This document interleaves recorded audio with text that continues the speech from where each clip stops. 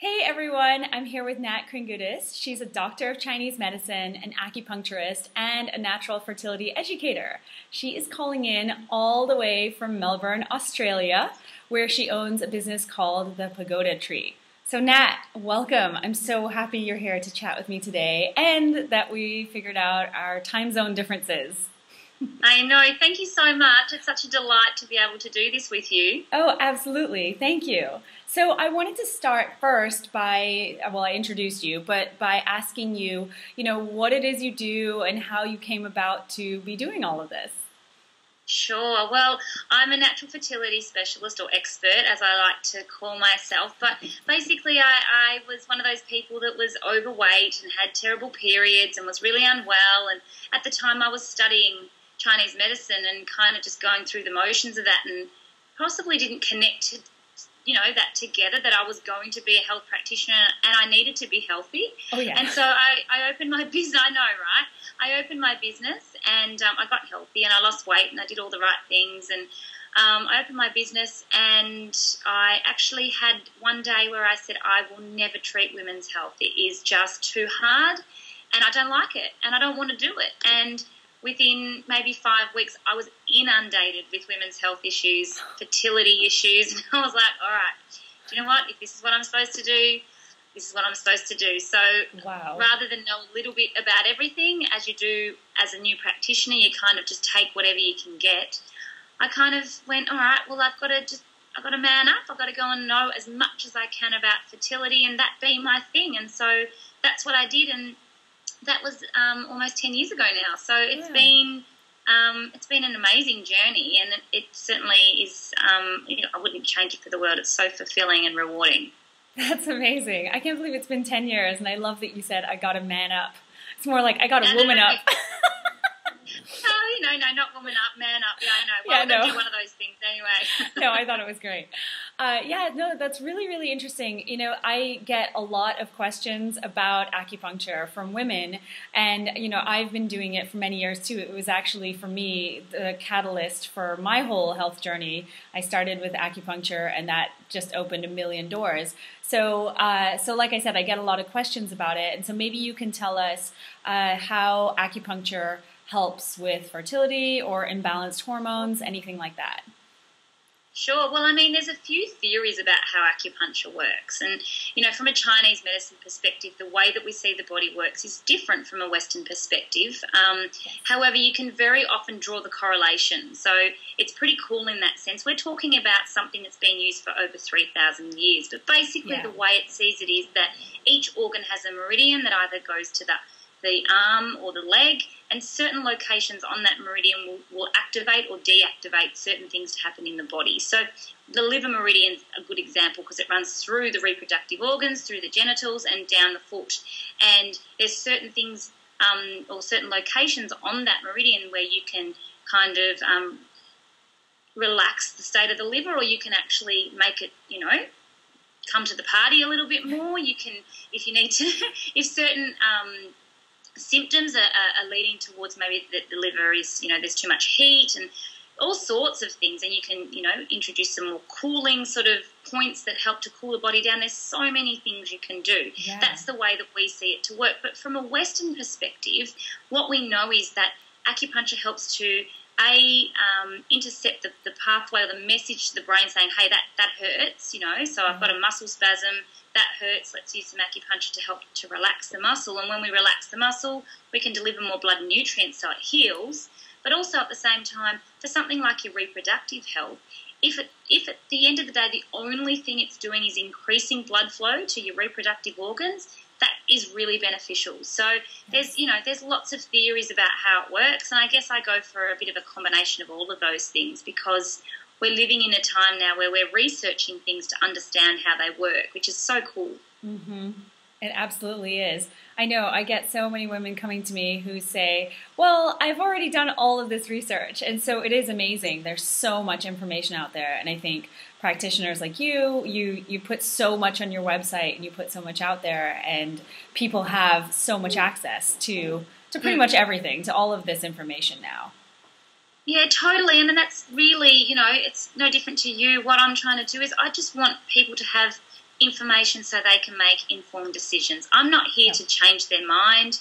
I'm not here to say what you're doing is wrong, you need to do this. I'm here to say, hey, there's another way. Have you looked at that? Maybe that might work for you. Maybe a combination of things might work for you. But there's never just one way to do something. That's the point. I know. It's so true. It's like I know, I agree completely. This one-size-fits-all thing just isn't working anymore. So what's like the most, I mean, I know that you focus mostly on fertility, but is that, so like what is the biggest issue that you see for women? Like what is causing the fertility problems for them? Sure. Well, the one thing I want to say is that I recently just changed my tagline, so to speak, because I realized that when I was saying fertility, people were automatically thinking about babies, and it's so not about babies. Totally. It's about having a healthy reproductive system that's ready to go. So I use that analogy of soil. If you've got beautiful fertile soil that you look after, that you water and you nourish and you go out and you feed it and you do all the right things,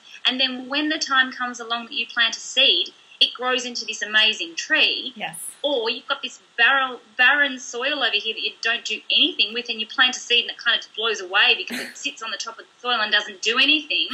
You know, you can see that that's the same as our bodies, right? Totally. So great. Yeah.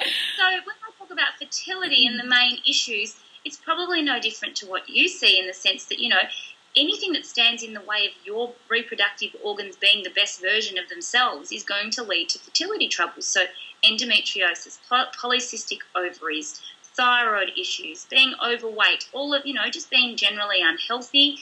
And the biggest thing is women coming off some type of hormone contraceptive that have been left shattered because their body is just broken at the other end of that. So, yeah, you know what? It's the same message that your women are listening to and wanting to hear, and find answers in as well. Yes, absolutely. I could not agree with you more. When we talk about the pill, I feel like that is one of the biggest, it's almost like an epidemic, because so many women are going on it so young, long before their bodies have time to even process what's happening. And then 20 years later, they're off of it, but their bodies just don't know what to do. I mean, they don't know how to even make hormones properly. Exactly. So, yeah. Exactly. So I think the thing is that we're being prescribed something. When it comes to the pill, we're being prescribed something that we're told is safe, and that's because that's what our healthcare practitioner has been led to believe. Yes. And it's only, now, 30 years later, that we're going, you know what, there's actually ramifications of this. Yep. And we're seeing these massive fertility problems that I can't help but, I know it's diet and I know it's lifestyle, but the other big factor is contraceptive methods. For sure. So do you use a combination then of acupuncture and herbal remedies as well as diet? So it's everything. Yes. So I really look at the whole thing, and you can't separate it. If someone comes in and has acupuncture and Chinese medicine, but they go out and they eat wrong and they don't sleep and they're highly stressed, and it's not going to work. So it has to be this combination. There has to be this recognition too that there needs to be some respect for our bodies. Like, I'm not saying that you can't enjoy your life or have fun, and it's actually just coming back and decoding what our body is telling us, because it's speaking to us every day. Yes. And that's your and my job to help people decode that. But B, I can only give advice. People need to go into their lives and overhaul and do what they need to do so that they can put their best foot forward. Because you and I can't go in there and necessarily tell them when to sleep, be there, it's time now, go, we can't do that.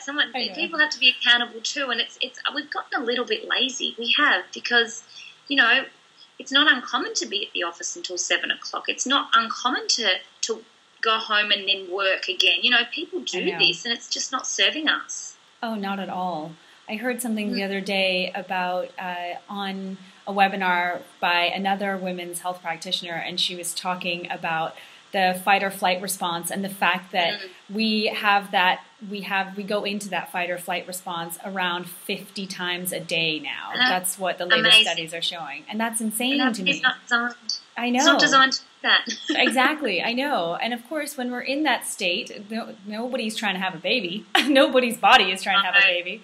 Yeah. Well, no, it's impossible. It is impossible. And this is the thing, you know, if we're in that state and we're in this constant state where there's so much cortisol being released into our body, you know, we've got to make that connection. We just have to realise that that's going to make our hormones imbalanced. And there's certain things you can do that aren't hard. It doesn't involve you, you know, standing on your head for 3 hours a day. And, you know, it doesn't involve crazy things. It's very logical stuff.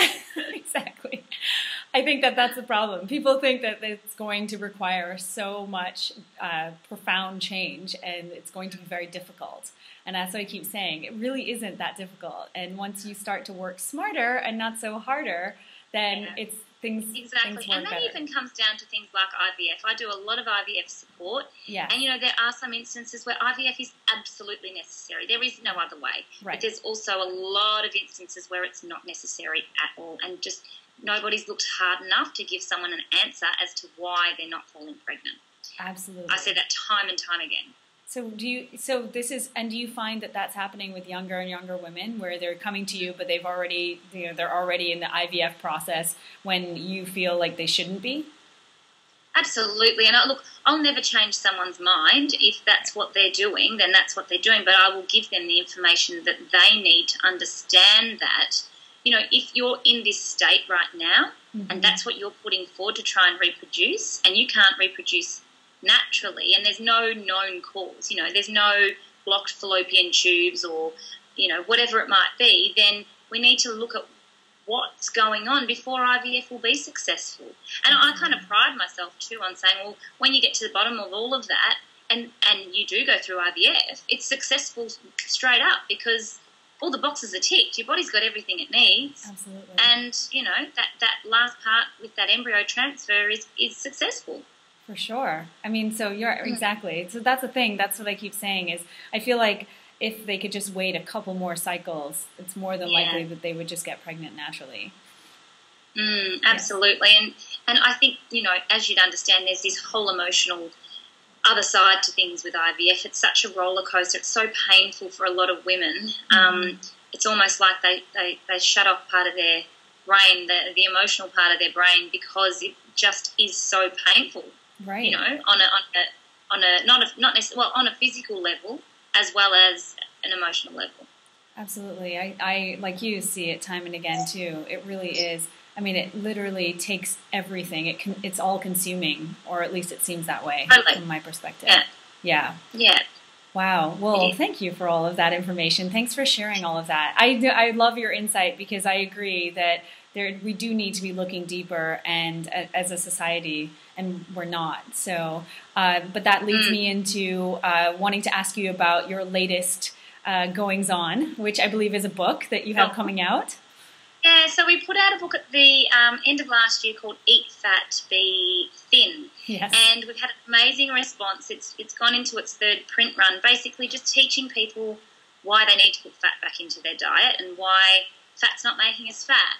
And, you know, if low fat worked, we'd all be thin, and we're not. And so, you know, working out especially from my perspective, from a hormone perspective, your reproductive hormones are made of fats and protein. You need to eat fat. I know. So yeah, I know. Funny that. It's awesome.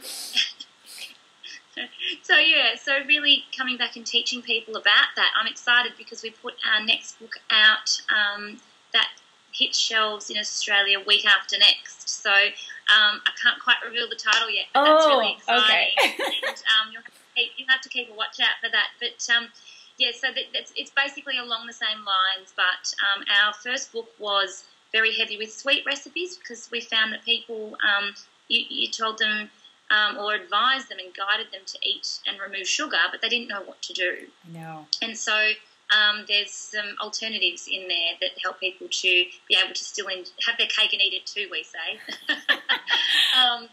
But the new book is more savoury recipes. So and it's got quite a big selection of material on hunter-gatherer type of principles rather than, you know, modern eating. So it's really cool, and I'm so excited that, you know, to be able to put out 2 books in you know, as little as 6 months has been such a joy and a whirlwind at the same time. I know, I can imagine you're a very busy lady. So tell me one last thing. What is what would be your goal for the book, and then your goal ultimately for the future of women's health? I've recently been able to share with women in different ways. So I've been lucky enough to produce and host or co-host a web series called Health Talks. I don't know if you've seen that, but yes. It's something I'm heavily involved in, and it's really ignited this desire for me to share as much information as possible. So moving forward, I've been lucky that I've been able to start to do a lot more speaking arrangements and presenting all this information to people that wouldn't otherwise have it. So that's really a goal of mine, to keep on doing that and get Health Talks to a wider audience, because whilst the beauty of something that's on the internet is that anyone can see it. I know. But to just share that message, because the information that we share on that is right across the board and appropriate to everybody. It's not just about reproductive function. So that's, my main thing. I mean, the goal for my book and everything else moving forward, I've got another book that I wrote last year called Fertilise Yourself, yes. and I really have a lot of vision around that as well. I'd like to see that go to print. It's an ebook at the moment, and that is really that's the core of what I live and breathe. So to get that to yes. print and get that, as spread as wide and far as possible is really on my list of things to do as well. And, of course, just to keep on helping patients in the clinic. I'm lucky now. I've got a team, so it's not just reliant on me being there. There's other people that can help people in the same ways I do, with hands-on approach, as well as, I do Skype consults and things like that as well. So it's, just oh, wow. keeping on doing more of what I'm doing, like you're doing, and spreading that message. Absolutely. Woman with a mission. I love it. Well, I must say, I've got a lot of helpers. I don't necessarily do it all on my own. I've got two small children, so you've got to kind of prioritise. But, yeah, I've got a lot of helpers, which is great. Absolutely. I know. How old are your kids again? My daughter's 5 and my son's 18 months. 18 months, right. Wow. Okay, yes. So I can't imagine that kind of universe of busy. it's definitely crazy. It's a different level again, but it's, I wouldn't change it. Wouldn't have it any other way. It's amazing. Absolutely. It is. Life is amazing. So I am so happy that we got to chat today. I want to wrap this up, and I know we have to sort of make it short and sweet so everybody can tune into the whole thing. But anyways, I want to thank you so much for being with me, and also for sharing all of your wisdom. And just tell everybody where they can find you, what your website is, all that kind of stuff. Sure. It's just natkringoudis.com.au. So Kringoudis is a bit tricky. I'll spell it. It's Kringoudis. Okay. And the same on all your others, Twitter and Facebook. They're all Nat Kringoudis. Okay, awesome. Well, I'll also post that in our in the section where we post the interview, so it's all good. So everybody will have the info. So thanks, lady. It was awesome to chat with you. All right. Awesome. Thanks so much for having me. Thanks. Bye.